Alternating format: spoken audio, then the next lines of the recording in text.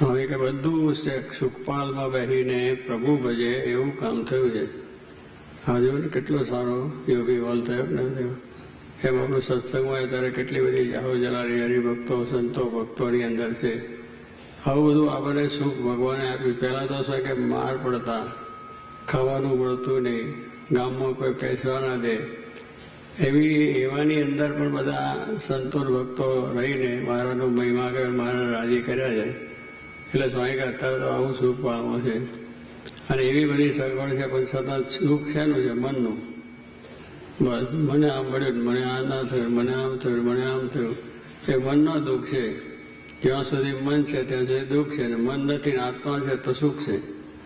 મન છે જ નહીં. આ બધી વાતનો આપણો જો ડડાવ હોય તો સ્વામી કોઈ વાતનો વાંધો આવે નહીં. સર્વ પ્રકારે સુખ્યા રહેવાય, ગમે તે સ્થિતિમાં સુખ્યા રહેવાય, ઉપાધિમાં સુખ્યા રહેવાય, અનેક જાતના વિક્ષેપોમાં પણ સુખ્યા રહેવાય. સાપાયા જ નતા. આ બધા હોય ને પાછું જતું રહે. શરીરના દુઃખ આવે, સામાજિક દુઃખ આવે, રાજકીય દુઃખો આવે. આ બધા પ્રશ્નોની અંદર આપણને આ વસ્તુની ડરતા હોય તો પછી કંઈ ઉપાધિ ના રહે. સારી મારાની ઈચ્છા છે એમ સ્વામી